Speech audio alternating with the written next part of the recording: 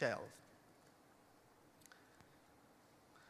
Então, depois de fazer isso, a ferramenta cria uma camada, uma informação dos prédios de acordo com a altura, o número de andares e também o tipo de textura de acordo com um tipo de uso específico. E depois, só teríamos de fazer esse mesmo processo com as outras camadas de informação, para levar esses dados 2D para 3D. O que nos leva para o terceiro passo, que é de ver a nossa cidade em 3 dimensões. Né? Nesse caso aqui, já temos algumas camadas base, e agora eu posso acender a minha camada 3D das árvores e também aquela da building shells, que eu já fiz antes, que são os prédios em alto relevo. Né? Também posso agregar a textura do mapa base e o nosso rio da cidade de Portland, nesse caso. Também podemos melhorar essa cena 3D adicionando um dado que vem da colada e são as nossas pontes da cidade. Mas o GIS 3D não é só sobre uma coisa 3D muito bonita para mostrar, para compartilhar, mas também é sobre entendimento. Um bom exemplo disso é as regras de zoneamento das cidades, que geralmente eles vêm num PDF como esse, ou tabelas, e tem muitas informações que às vezes são muito difíceis para as pessoas entenderem o que significam todas essas coisas. Por exemplo, alturas máximas para os prédios, ou também valores padrão para diferentes partes da cidade. Então, fornecemos ferramentas na 3D para interpretar essas tabelas, essas informações e mostrá-las num ambiente 3D, como é esse caso, onde vocês têm as diferentes partes da cidade com as zonas, as regras de zoneamento e como elas são ainda são elementos GIS, podem ser também modificadas nessas alturas ou nesses valores que já eu falei antes. Depois de termos essa cidade 3D muito bonita já, com informações entendidas, então o que geralmente queremos é exportá-la e compartilhá-la com outros usuários. E a novidade na versão 10.2 é essa ferramenta ali de exportar a uma cena web 3D. E depois, esse resultado, tem de adicioná-lo na sua conta do ArcGIS Online para poder compartilhar com as demais pessoas. Então, vamos voltar para a nossa cena 3D da mesma cidade. Então, aqui, esse seria o resultado depois de adicionar na conta do ArcGIS Online para compartilhar.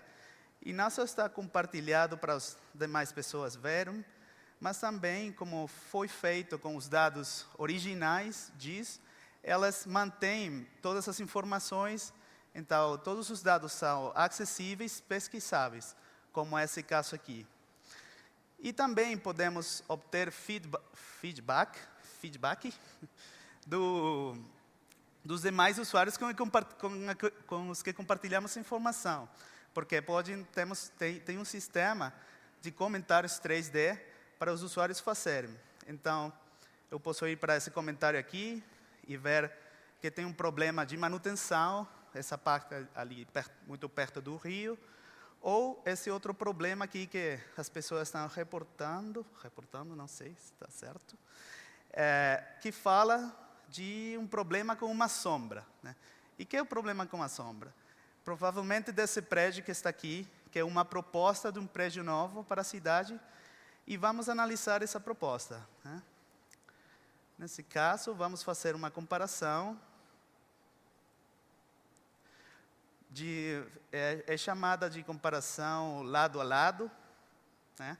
Porque temos a proposta do lado esquerdo e o prédio real, o prédio existente, no lado direito. Então, vamos aqui utilizar uma ferramenta onde vamos simular a sombra.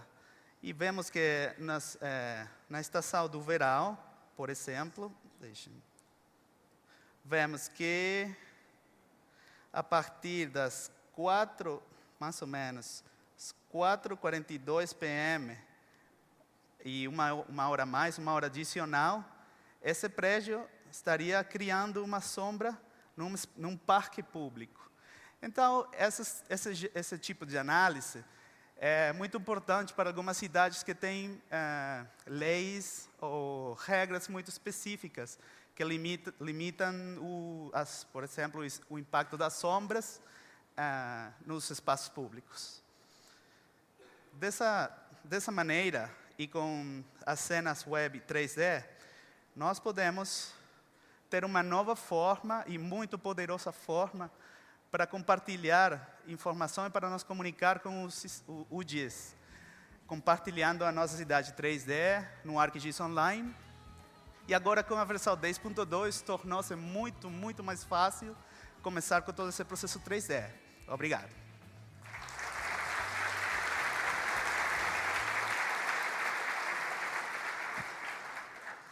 Graças, obrigado. Legal, gente. Agora vamos bater um papo sobre tendências tecnológicas. Teremos algumas pessoas aqui no palco e nós conversaremos sobre o que a tecnologia nos reserva para o futuro. Mobilidade, cloud, servidores. Vamos conversar um pouco. Derek, por favor. Scott. Derek Esri, Scott Rilling, da Motion. Headset? Huh? It's going to be this one. Okay. Please have a seat. Okay. The other one. Okay, this one? And Thor Nolan, from Amazon. O Thor Nolan da Amazon.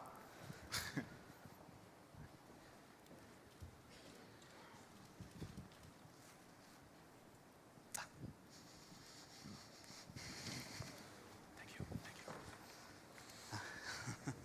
Obrigado.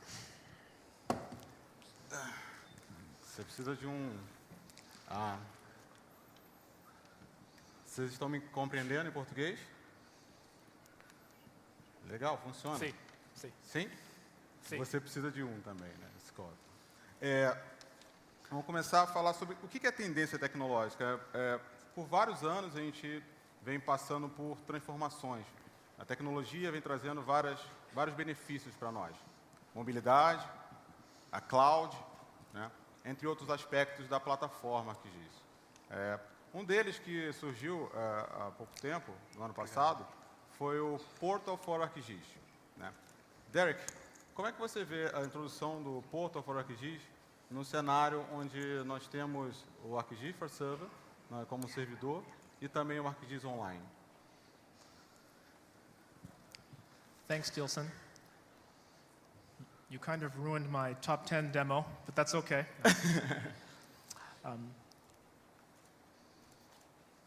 You saw me demo ArcGIS Online and how the ArcGIS platform is, as Chris said earlier, transforming how GIS is used in an organization.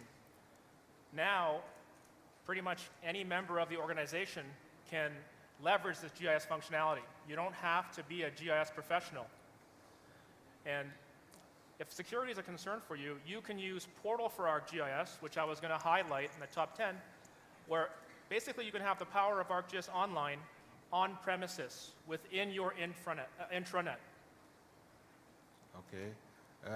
E quando a gente fala sobre mobilidade, qual é a tendência para o futuro?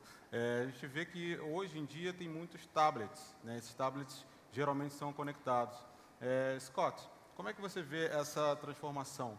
Agora o mundo é muito mais móvel, né? Todos têm esse dispositivo. Como você vê essa transformação?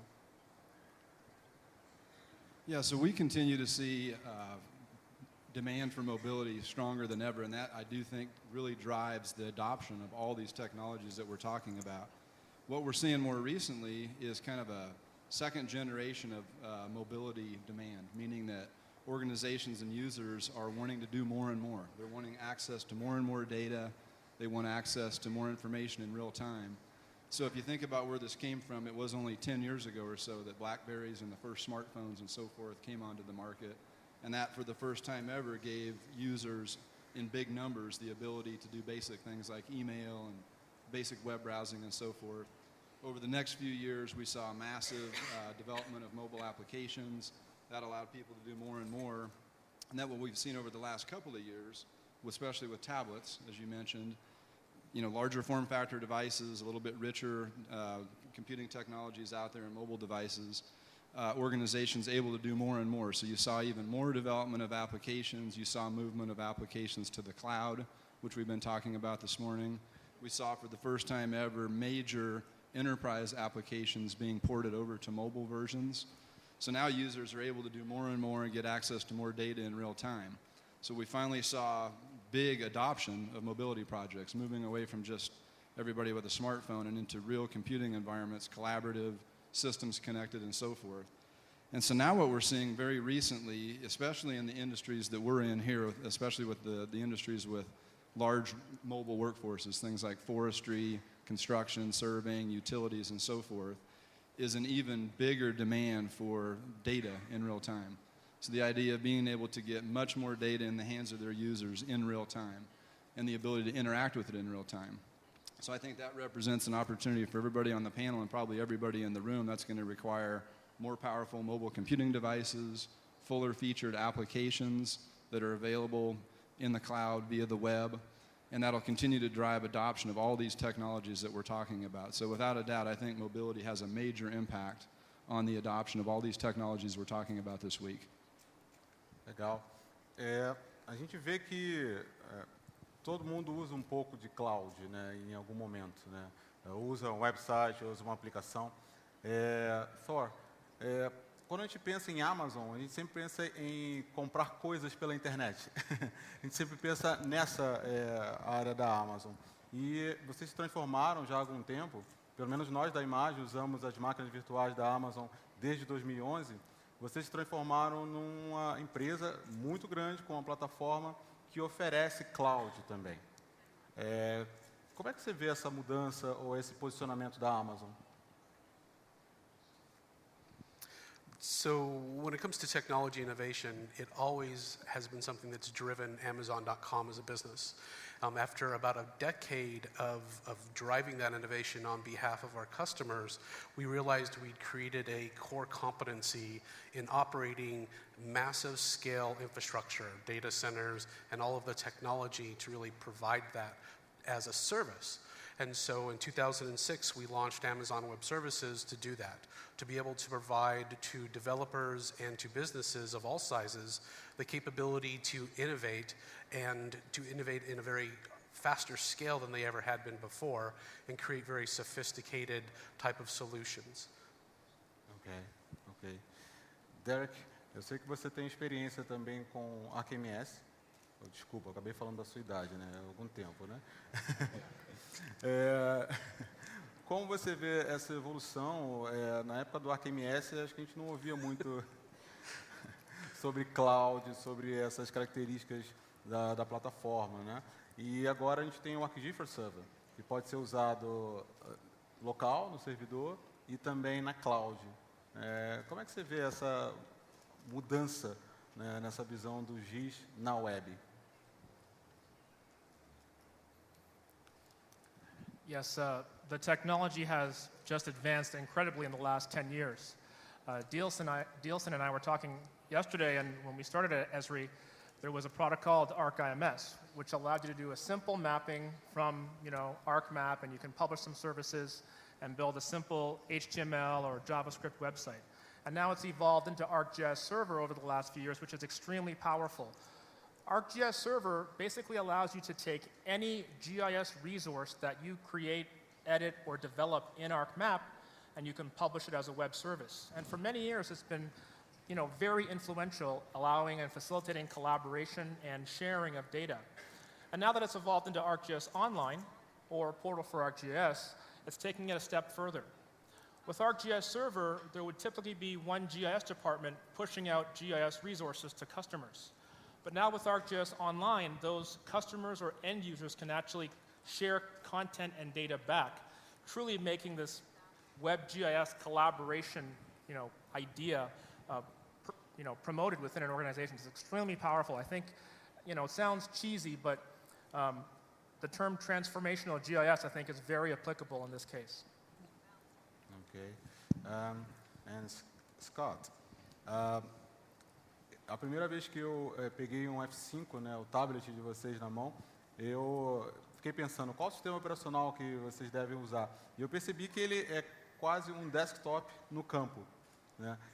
Como é a experiência dos usuários de fazerem uso do F5, né, como o Abimael fez na demonstração, no campo? Você tem algum feedback, algum comentário dos usuários? Como é que eles estão usando hoje o dispositivo? Yeah, sure. So it's kind of like I said before, there's this new demand for a much fuller featured experience with these types of users. If you look at these industries that are field-based, the back-end systems are largely Windows-based. Okay, so just deploying a large enterprise solution on an iPad is a challenge. There's issues with what's the feature set that I'm going to experience on that device. And I'm just using iPad as an example, by the way. There's obviously many other tablets. But the point is, with a Windows device, as you pointed out, full-featured, it's almost like replacing a desktop or a laptop. So now you can give that field-based user the same experience they would have in their office or on a similarly configured laptop, but it's on an ultra-mobile, ruggedized device that's meant for these environments. So really, this type of thing has completely changed the way those industries are doing their work. I heard earlier from the gentleman from Latin America about how some of the more developing countries sort of leapfrog technologies. We're seeing that happen all over the world, where industries are going from paper to electronic for the first time ever, and now there's a tool that allows them to do that fairly seamlessly and fairly quickly. Again, because it's a Windows platform and it's completely powerful enough to run full-featured applications, they can go directly to mobile without any additional development. The imaging, the security protocols, the way they manage the systems over time, none of that changes. It's the same way their IT organization does it today. So it speeds up the time to market. It gives them a much more powerful mobile device that they can take to market quickly, and it really is completely changing the way people are doing things in mobility. Legal. Thor, eu penso sempre em máquinas virtuais, eu penso sempre em cloud como uma forma de usar infraestrutura, plataforma como serviço e tudo mais. Sempre pensando na plataforma que existe também. Fala um pouco desse relacionamento entre Esri e Amazon. A Amazon com a plataforma como serviço, né, software também como serviço, e a Esri como plataforma de inteligência geográfica. Amazon has a pretty active partner ecosystem. We've got lots of ISV and both software vendor and system integrator partners out there. Esri is actually one of the very first technology partners that we had. For over 5 years, we've been collaborating with Esri to really allow them to drive the innovation that they have within their business for the benefit of their customers. This started off about, say, 4 years ago when Esri first released ArcGIS for server Amazon machine images to deploy in the cloud. The ArcGIS Online infrastructure relies on lots of different components within AWS to support that service, and even sort of pushing new and cutting-edge technologies. Recently at the International UC, there was a beta demonstration of having an analyst sit there with using only ArcGIS desktop and be able to leverage a big data processing analysis in the cloud without having to leave that workshop environment of the desktop that they're very familiar with. And so we continue to work with Esri just to drive that collaboration, and it's definitely one of our, I think, sort of a privilege and definitely a strong beneficial relationship from both directions for us to have such a close relationship to get Esri's feedback as to what they need and what their customers need from cloud computing, and for us to be able to try and deliver that and to deliver other innovative technologies for Esri to consume and help deliver better services. Dead battery. The battery? Dead. Yeah, it's dead. Okay. You want to ask in English?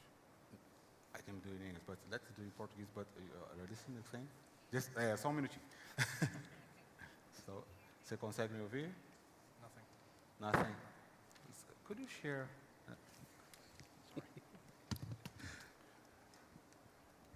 Thanks, Scott.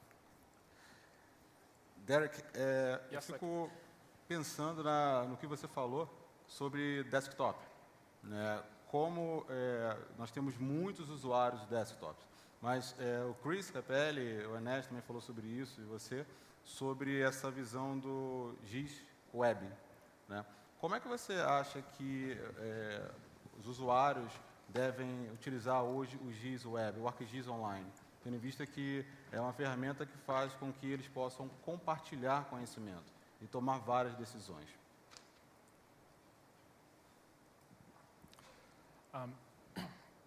I think ArcGIS desktop users are still a very valuable part of the GIS community. In fact, your role has not changed. You guys as GIS professionals will still do the high-end, deep dive GIS analysis. The benefit of server and online is now you can actually take your work and share it, and more importantly, promote it within your organization. Think about your GIS department and you doing your daily GIS analysis. But then you may have other departments in your organization who call you up and say, can you make a map of this? Can you do an analysis of this? You don't have to do that now. You can take your work, share it to an ArcGIS Online organization, and you can encourage your end users to actually go and find the data themselves. More importantly, you are promoting your own work and your department by making your important data content that you're working on more visible within the organization. Because you can access web maps and these web services from a variety of different clients and platforms, the exposure can range from the high-end executive who's using a tablet, to smartphones, to other members of your organization that can simply log in using a web browser. So I think it's huge, and it's going to make life better, actually. It'll allow you to have more time to do your GIS analysis and your GIS work. Scott, com essa mudança da tecnologia, da plataforma, nós temos várias aplicações e muitas delas têm que funcionar no dispositivo móvel. Fico pensando no F5. Você acha que os usuários que hoje utilizam um desktop comum, sistema operacional Windows, eles podem migrar para o F5 ou você acha que é um dispositivo focado para a equipe de campo?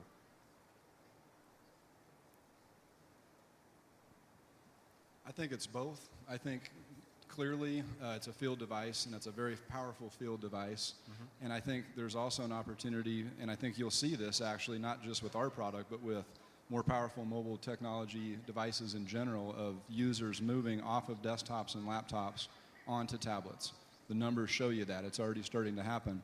But I think the bigger thing that's going to impact that is connectivity. Okay, so obviously all these technologies we're talking about, with a mobile device connected to an application in the cloud where you can get access to real-time data and make decisions on that, it's all much more powerful if you're always connected. And there's a lot of opportunity to improve that worldwide. I mean, in the developed countries, obviously we've got somewhat decent connectivity in our cities, but it's not anywhere near perfect anywhere, right? There's a lot of room for improvement. And then you've got massive parts of the world in developing countries and rural areas, even in developed countries, where there's just simply no access whatsoever.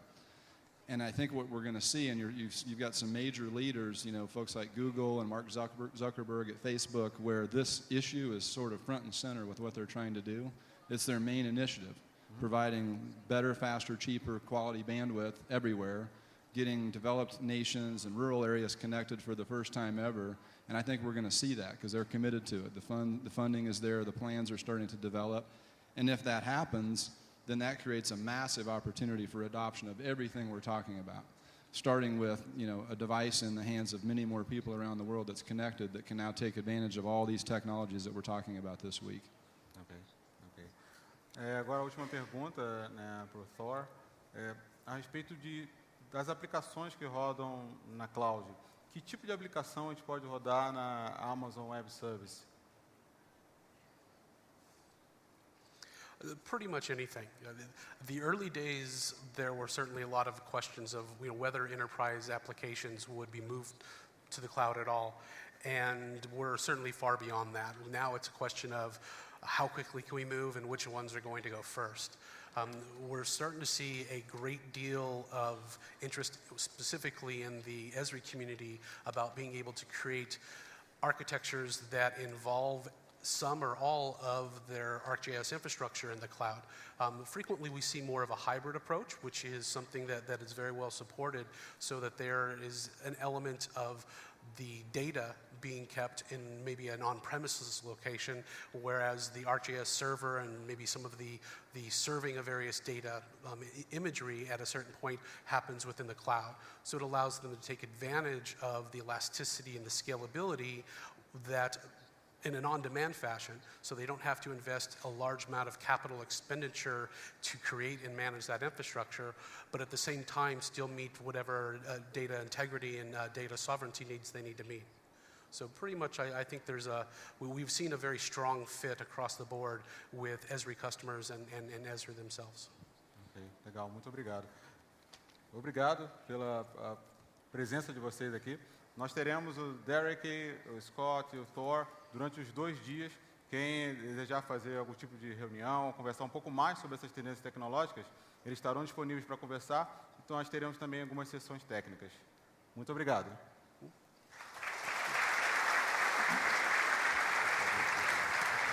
Thank you. Cheers, man. Thank you very much. Cheers. Agora a gente vai fazer uma coisa um pouco diferente. Nós vamos fazer, para finalizar, acho que já está todo mundo com fome, faremos as 10 melhores práticas de utilização, 10 demonstrações sobre plataforma ArcGIS. Eu ia fazer uma embaixada, mas acho melhor não. Estamos em época de Copa do Mundo. Então, nós vamos fazer uma competição aqui. Nós teremos Derek Law, representando os Estados Unidos. Juan Carlos, vai representar? Venezuela. Ok. Juan Carlos, para representar a Venezuela. E eu vou representar o Brasil. Ok? Então, vamos fazer a nossa apresentação. Você não falou que joga bola? What am I supposed to do? No, it's okay. No, you can run the demo. Oh, begin the demo? Yes. Okay. So, my first demo is something I wanted to show you inside the ArcGIS.com viewer. We've added some additional new capabilities. Notice I'm using Firefox this time, so hopefully it'll go okay. You're looking at some police stations, and earlier this year we added some routing capabilities. Now, you saw me demo that inside ArcMap, but now what I can do is I can interactively click some features, in this case police stations, and I can click Get Directions and load them into the column on the left, as you see. And once I've done that, I can actually, let me close this dialog here, get the directions so I can do routing. So this is really powerful. Again, this is using the routing service that's available inside ArcGIS Online. And if I want to, I can click on it and add it as a layer. So once I click this, I go back to my details and we have our route. Another cool piece of functionality that we've added is if I click on this route layer, let me turn off the stops and I'll turn off the police stations. We also have simple GIS analytical capabilities built into the ArcGIS.com viewer. For example, I'm going to open up the route layer and choose Perform Analysis. And we have a bunch of GIS capabilities built in. These are not designed to replace the high-end GIS analysis inside ArcMap, but they allow you to do some simple, common analysis tasks that you may want to do. And what I'm going to do is simply create a buffer. So based on the route, I'll create a buffer distance. And I know we're on metric here.